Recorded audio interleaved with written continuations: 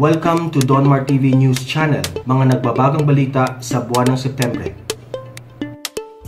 Diba araw-araw yung mga makakaliwa, mga dilawan na yan? Aba si Presidente Duterte kanina nagsalita. Sabi niya, huwag kayong maniwala sa dilaw. Ha? Bakit? Sabi niya, huwag ho sana kayong maniwala dyan sa mga dilawan. Talagang dilawan, ano? Opposition na hampas dito, hampas doon. Ibig sabihin kung ano-anong binabatong batiko sa gobyerno. As long as the virus lives in this planet, we are in real danger. Ha? Kaya kayo naman, kung maniniwala kayo, you get to be despondent or well, put it in more stress. Grabe ang Pangulo, no? Ang Pangulo direct to the point eh. Sabi niya, eto mga dilawa, huwag kayong maniwala dyan. Tingnan niyo yung difference ng Pangulo natin dyan sa paulit-ulit na si Robredo. Sinasabi niya, bakit kayo huwag maniwala? As long as the virus lives in this planet, talagang malaking problema natin. Sabi nga ng iba, sana lang kung ganito-ganito. Sandali. Kung nakapag-prepare daw tayo man lang. Andali. Sino ba ang bansang nakapag-prepare dito sa COVID? Baka China lang. Honestly, wala naman nakapag-prepare na bansa dito eh. Malay ba natin magkakaganire? Oh. Kaya kayo naman, kung maniniwala kayo, di ba, sinisiraan na, ganito, malala ang COVID, ganito. Kaya sabi niya, kayo naman, kung maniniwala kayo, get to be despondent. Or well, di ko alam yung sabihin is despondent, ha? Or well, put it in more stress. Sa madaling salita, kesa na maniwala kayo, nandiyan naman talaga yung problema, pag naniniwala kayo sa mga bato ng mga dilawan, ma-stress lang kayo. Yan ang sinasabi ni Pangulong Duterte, which is tama nga naman. Ang gobyerno nyo, nagtatrabaho. Ito nga sinabi niya, we did not join the government to lie. Bakit kami magsisinungaling? Hindi namin trabaho yan. Ang point niya lang dito, you do not have to worry.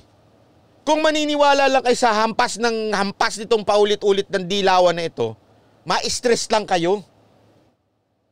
Ang mangyayari lang sa inyo, pag na-stress kayo, babagsak ang immune system ninyo, baka magkasakit lang kayo. Huwag kayong mag-worry dahil hindi namin trabaho magsinungaling. Dahil ang trabaho nila ay magtrabaho lang. Ng todo. Magtrabaho nila ay magtrabaho. Alam ko pa ulit-ulit din. Naaleni ako dun Tama naman, New Zealand will be down to level 1 on the 25th of this month. Sumunod kasi sila sa utos na. Alam mo, ang problema, sa totoo lang, Madam Laila Burakova. Ha? Ang totoo lang, saan kung cooperative lang ang mga Pilipino, kung may disiplina lang, at kung wala lang kontra ng kontra, kung wala lang oposisyon, siguro medyo nasolusyonan ng mas mabilis ito. Ang problema kasi sa atin ganito eh. Ito mga ugali ng Pilipino, kaugali ng datong Pilipino. Ang dami nang namatay sa COVID, ang sasabihin, wala yang COVID, gawa-gawa lang yan. Ang dami nang namatay, sasabihin, well, may gamot naman dyan eh. Sige, kung hindi man ganon, pag sinabing mag-face shield, magre-reklamo pa, magagalit. Pag sinabing nag-face mask, hindi susuot ng tama. Nag-face shield, ginawang sombrero. O, di ba? Talagang ginagawang sombrero yung face shield. Tapos, ano mangyayari? May kokontra. Kokontra na naman ang mga oposisyon. Pati simbahan, magagalit sila. Bakit hindi kami pinapayagan? Bakit ang Pogo, dire-diretso ang operation? Bakit nakaka 50% na silang pwedeng operate? Bakit kaming simbahan hindi? Bakit? Sa Pogo ba sama-sama magkakaganito? Ano ba? Tanga-tanga naman minsan ng yung Pogo is just an ordinary work. Ibig sabihin, kung binuksan na nga yung mga ibang work, binuksan na lahat eh. Pubayag na nga, buksan na lahat yan. Basta 50%. Bakit daw ang simbahan? So ayan, napilitan tuloy ang IATF buksan ng simbahan. Sige, ituloy nyo lang Ituloy nyo lang yung pag-ikot-ikot nyo sa karsada. Paulit-ulit kayo sa karsada na paikot-ikot dyan. Ewan ko lang Sa akin totoo naman naiirita ko. Sana walang gumayang Christian church na ganyan. Dahil na bumababa ang ikapo nila. Sana lahat ng Christian church parang awa nyo na ha. Kahit ano-anong denomination yan ha. Parang awa nyo na, wag nyo naman buksan yung iglesia ninyo o yung church ninyo. Kasi magbibigay naman ng ikapo yan kung talaga may conviction yan. Hindi mo kailangang papuntahin. Diba, paulit-ulit ko nga sinasabi eh. Ang church noon, early days ng church noon sa bahay lang ginagawa. Small groups. Yan ang kautusan eh, hindi yung malalaki. Oh, ewan ko ba? Bakit kasi pajulit-julit? Eto mga oposisyon na ito, kaya wag daw natin paniniwalaan, sabi ni Pangulong Duterte. At dahil dyan, meron akong isang, sabi ko nga, gawin nating halimbawa ito. Ito isang halimbawa. Ito. Ang halimbawa na yan ay si Manny Pacquiao. Ha? Andali, tanggalin na nga natin itong ano. Yan. Bakit to? Ang gusto ko dito kay Pacquiao, simple lang. Sabi ko nga diba, inisulto nila, hindi aral, hindi ano. Pero yung common sense niya, may common sense eh.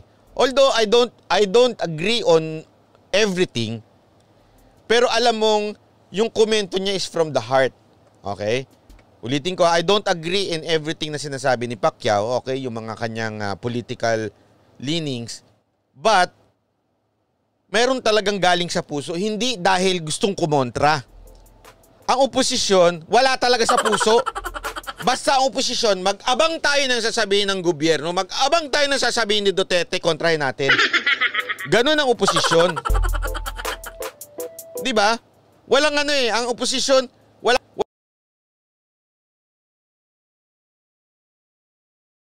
mga gobyerno ng pananalita, tapos banata natin.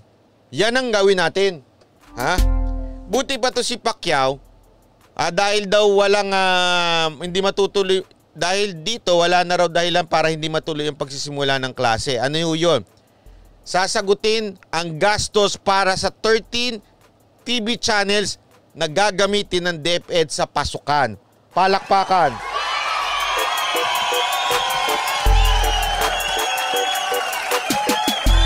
O, diba? Anong nawawala ang sound? Wala, meron ha. Lakas-lakas kayo talaga, niloloko na naman nyo ko. Nawawala audio mo? Wala naman. Kayo talaga, niloloko nyo na naman ako ha.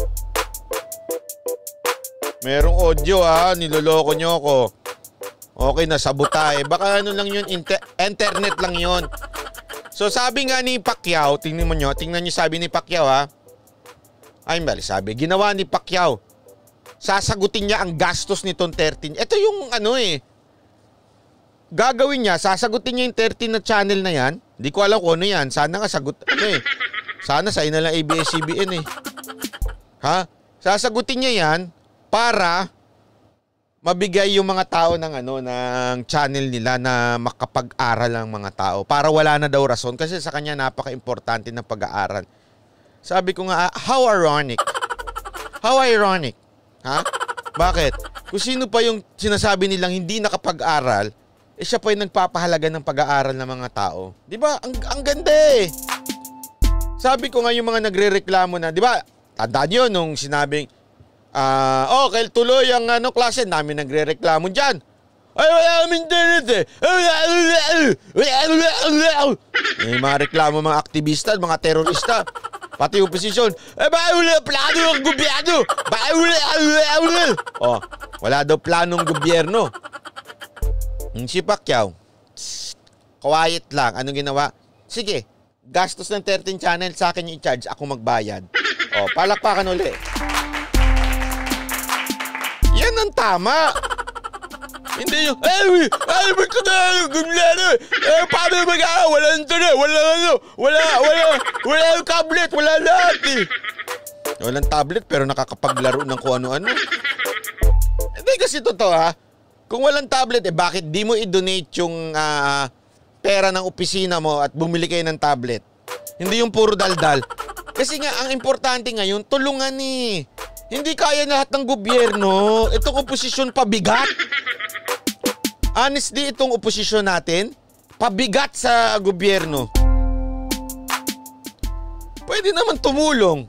O kunwari, Office of the Vice President, o kesa ka na dumakdak ng dumakdak, bigay mo lahat ng budget mo, pambili ng tablet. Kesa na, walang plano ang gobyerno sa edukasyon. O, ito naman mga aktivista. Paano bang plano ng sa edukasyon? Wala internet. Bakit di ka bumili ng broadband mo? Ang dami-dami yung pera dyan sa party list. Hoy, milyon-milyon lang nyo dyan project nyo dyan. Bakit di nyo binigay sa Kasi binibigay nyo sa mga NPA. Kayo talaga, Ito mga party list. Oy, meron pala akong i-announce, Gusto ko lang salamat, Sir Manny, Thank you very much, Dahil buti ikaw. Yan naman correct na politiko. Correct na sabihin na nating pag-iisip ng isang politiko. Hindi madaldal. Tulong lang.